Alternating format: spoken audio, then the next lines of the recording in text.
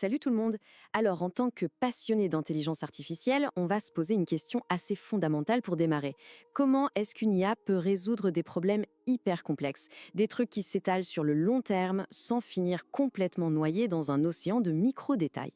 C'est vraiment le défi ultime de l'apprentissage par renforcement. Aujourd'hui, dans ce décryptage, on va plonger dans une solution absolument fascinante, les politiques de haut niveau et plus globalement l'apprentissage par renforcement hiérarchique. L'idée, c'est de voir comment on peut structurer une IA non pas comme un simple exécutant de base, mais comme une véritable organisation. Une entité capable de conceptualiser, de planifier à long terme et d'agir. Allez, c'est parti, on plonge dans le vif du sujet. Au programme de notre analyse, on va d'abord retracer les origines historiques, avant de poser la définition formelle de ces politiques. Ensuite, on décortiquera l'architecture détaillée, on regardera quelques applications super concrètes, et on terminera bien sûr par les défis et les limites actuelles de ces modèles. Section 1. Origines et contexte historique. Pour bien capter pourquoi on a soudainement eu besoin de ces politiques de haut niveau, il faut d'abord comprendre les limites assez brutales de l'apprentissage par renforcement classique quand on le confronte au monde réel. Et cette limite, elle porte un nom digne d'un film d'horreur, la malédiction de la dimensionnalité. Imaginez un agent IA standard qui essaye de naviguer dans un labyrinthe ultra complexe. S'il doit calculer et planifier chaque micro-mouvement de ses moteurs, et ce des milliers d'étapes à l'avance, eh bien l'espace des possibilités devient infini. Le calcul explose littéralement. C'est ce qu'on appelle le problème de la planification à long horizon. Sans une capacité à abstraire les choses, l'agent échoue. Il est juste incapable de relier une action motrice immédiate à une récompense qui n'arrivera que bien plus tard. C'est exactement pour vaincre cette malédiction que les chercheurs ont dû inventer de nouveaux paradigmes. Et cette évolution, elle ne s'est pas faite en un jour. Déjà en 92 et 93, des pionniers absolus comme Peter Dayan et Jeffrey Hinton ont proposé le Feudal Reinforcement Learning. C'était l'idée novatrice d'avoir un agent manager qui donne littéralement des ordres à un agent ouvrier. Plus tard, en 99, Sutton a formalisé le framework des options, c'est-à-dire des compétences qui s'étendent dans le temps. En l'an 2000, on a vu l'arrivée de MaxQ par Dieterich, qui décomposait la fonction de valeur pour gagner en efficacité. Mais le vrai bond en avant, celui qui a tout changé pour le deep learning récent, c'est 2018, avec l'algorithme Aero introduit par Natum et son équipe. Aero a prouvé qu'on pouvait entraîner ces architectures hiérarchiques de façon hyper efficace, même avec des bases de données massives. C'est comme ça que la communauté a petit à petit craqué le problème de l'abstraction temporelle. Section 2, définition formelle des politiques. On passe aux choses sérieuses. Le vrai socle théorique de tout ça, c'est un modèle qui s'appelle le SAMDP. Ça veut dire Semi-Aggregated Markov Decision Process ou processus de décision markovien semi-agrégé en français. En apprentissage classique, on utilise un MDP standard. Le souci, c'est qu'un MDP standard, c'est beaucoup trop granulaire. C'est illisible pour un humain. Le SAMDP, en revanche, il va approximer ce MDP en regroupant les états qui se ressemblent. C'est une astuce mathématique qui permet de décrire des politiques avec des hiérarchies à la fois spatiales et temporelles. Pour faire simple, le SAMDP, c'est le cadre robuste qui permet de rendre la prise de décision de l'IA logique et surtout structurée par gros blocs de compétences. Alors concrètement, comment elle s'organise cette hiérarchie ? Le secret, c'est la séparation stricte des rôles. Prenons l'analogie d'une grosse entreprise. D'un côté, on a la politique de haut niveau, qu'on note MU-I. C'est le PDG de l'IA. Son rôle ? Observer la situation globale, définir des objectifs sémantiques stratégiques, et c'est lui qui encaisse les vraies récompenses de l'environnement extérieur. De l'autre côté, on a la politique de bas niveau, notée MULO. Eux, ce sont les managers opérationnels. La stratégie globale de l'entreprise, ils s'en fichent pas mal. Leur unique boulot, c'est d'exécuter les petites actions atomiques pour atteindre l'objectif dicté par le PDG. Et pour les motiver, le PDG leur donne une récompense intrinsèque, purement mathématique, qui est basée sur la distance qui les sépare de ce sous-objectif. Et mathématiquement, ce petit ballet interactif s'écrit de façon assez élégante. À l'instant T, l'environnement envoie un état ST. C'est l'observation brute. La politique de haut niveau va alors générer un objectif GT. Mais attention, gros point clé ici, elle ne fait pas ça à chaque microseconde. Elle génère cet objectif seulement tous les copatents. C'est ça la fameuse abstraction temporelle. Et pendant toute cette fenêtre de temps, la politique de bas niveau récupère l'état ST et cet objectif GT et elle crache une action atomique AT en boucle pour essayer de l'atteindre. C'est vraiment une chorégraphie où chaque strate tourne à sa propre fréquence. Section 3, on rentre dans l'architecture et le fonctionnement détaillé. Ce qui est dingue, c'est d'observer comment le deep learning finit par découvrir tout seul ses propres modèles internes. Quand on le lance, l'agent IA commence par explorer un peu au hasard, puis se met à agréger spatialement les états. En gros, il regroupe les situations similaires en clusters, ce qui forme des compétences distinctes. Ensuite, il applique l'abstraction temporelle en connectant ses compétences sur la durée. Donc au lieu de voir 1 million d'états complètement chaotiques et isolés, l'IA finit par voir le monde à travers une poignée de macro-compétences. Ça crée un pont super solide entre l'espace et le temps. Bien sûr, pour que ce système fonctionne, il faut un algorithme d'entraînement hyper robuste.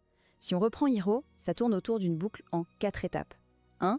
On collecte de l'expérience brute dans l'environnement. 2. On entraîne la politique de bas niveau.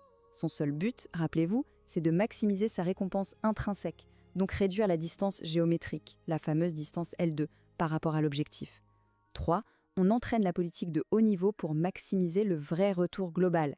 Et là, on utilise une astuce cruciale qu'on appelle le réétiquetage des objectifs. Et 4. On répète tout ça jusqu'à ce que le système converge. Alors, cette fameuse astuce de l'étape 3, le réétiquetage, c'est ce qu'on appelle la correction hors politique. C'est absolument vital pour empêcher le système de s'effondrer. Pourquoi ? Parce que la politique de bas niveau est en plein apprentissage, donc elle change tout le temps de comportement. C'est le problème de la non-stationnarité. Imaginez votre GPS. Si vous décidez d'un coup de changer votre façon de conduire ou qu'il y a une déviation, le GPS doit récalculer la route en fonction de ce que vous faites maintenant, pas de comment vous conduisiez le mois dernier. La correction hors politique, c'est ça. Elle choisit un objectif de substitution qui explique au mieux les actions passées du bas niveau, mais en utilisant le cerveau du bas niveau d'aujourd'hui. C'est grâce à ça que l'algorithme ne gaspille pas ses données. Section 4, application et exemples concrets. Parce que la théorie c'est bien, mais la pratique c'est mieux. Récemment, on a vu apparaître des évolutions majeures, comme le framework HA. HA, au lieu de se contenter de simples sous-objectifs spatiaux basiques, il va utiliser des récompenses auxiliaires basées sur la fonction d'avantage de la politique de haut niveau. Ce que ça veut dire en langage clair, c'est qu'il arrive à créer des compétences de bas niveau qui sont totalement indépendantes de l'environnement. Ces compétences se fichent du décor, elles se concentrent juste sur la dynamique du corps de l'agent. Le résultat, on obtient une IA capable de transférer ses compétences vers des tâches complètement inédites, avec une garantie mathématique de s'améliorer de façon monotone. En gros, elle ne désapprend pas ce qu'elle sait déjà quand elle apprend un nouveau truc. Un vrai game changer. Et le truc fou, c'est que ça ne s'arrête pas aux robots ou aux jeux vidéo. Ces principes d'apprentissage hiérarchique, on les applique maintenant aux LLMs, les grands modèles de langage. Prenez le framework STEP et Charel, par exemple. C'est exactement la même logique. La politique de haut niveau planifie les sous-tâches sémantiques, elle garde un œil sur tout l'historique de la conversation. Et la politique de bas niveau, elle est le nez dans le guidon. Elle s'occupe de générer les tokens, les mots, un par un, pour progresser localement. Pour éviter de faire exploser les serveurs, les deux niveaux partagent souvent le même réseau de neurones. C'est la structure hiérarchique adaptée au raisonnement linguistique.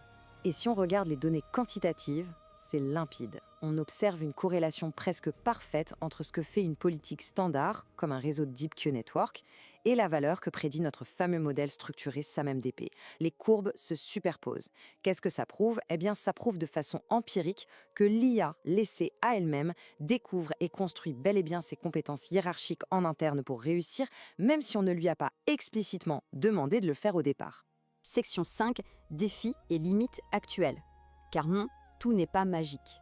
Il y a une citation de Francis Ewanam, datant de 1975, qui résume parfaitement le problème. Chaque bonne clé doit être un modèle de la serrure qu'elle ouvre. C'est le principe du modèle interne. Pour qu'un agent fonctionne, son architecture hiérarchique doit être un miroir des dynamiques réelles de son environnement. Si vous imposez une hiérarchie qui ne correspond pas du tout à la réalité physique ou logique de la tâche, tout le système s'effondre. Du coup, c'est quoi les vrais points de friction aujourd'hui ? Déjà, beaucoup de ces méthodes avancées, surtout pour le langage comme StepRL, sont très gourmandes. Elles ont besoin de tonnes de démonstrations faites par des experts humains juste pour amorcer le système. Ensuite, définir mathématiquement où commence et où s'arrête une sous-tâche, c'est un enfer. Où finit l'action d'attraper un objet et où commence celle de le soulever. Les frontières sont floues. Il y a aussi le fameux bug de la terminaison prématurée. Le bas niveau s'arrête en disant « c'est bon, j'ai fini », alors qu'il n'a pas du tout atteint l'objectif du PDG. Et pour finir, même avec nos super corrections hors politique, la non-stationnarité, le fait que l'agent change tout le temps de comportement en apprenant, ça reste un énorme casse-tête qui peut déstabiliser l'entraînement. Allez, on passe à la conclusion et on ouvre le débat. Si on devait faire un petit récapitulatif express des points essentiels à retenir. Premièrement, l'abstraction temporelle, c'est littéralement la seule arme efficace qu'on a contre la malédiction de la dimensionnalité. Deuxièmement, le modèle SAMDP, c'est la clé de voûte théorique qui nous permet de structurer cette pensée spatio-temporelle. Troisièmement, vu qu'on sépare le haut niveau du bas niveau, il faut absolument des rustines intelligentes, comme la correction hors politique, pour que l'apprentissage reste stable. Et enfin, retenez bien que ces architectures hiérarchiques, elles sont partout aujourd'hui, de la robotique jusqu'au cœur de nos modèles de langage les plus avancés. Pour clôturer cette analyse, j'aimerais vous laisser sur une réflexion à la fois technique et philosophique. Plus ces architectures vont s'affiner, plus ces agents IA vont devenir autonomes, capables de gérer seuls leurs sous-objectifs, de déléguer, de planifier, mais au final, qui ou quoi va définir et contrôler leur politique de tout en haut, le fameux grand objectif originel? Est-ce que ça restera toujours une boussole humaine ou est-ce que ça évoluera? C'est une question qui reste complètement ouverte. Merci d'avoir suivi ce décryptage avec moi et vu la vitesse à laquelle ce domaine avance, croyez-moi, on n'a pas fini d'en parler.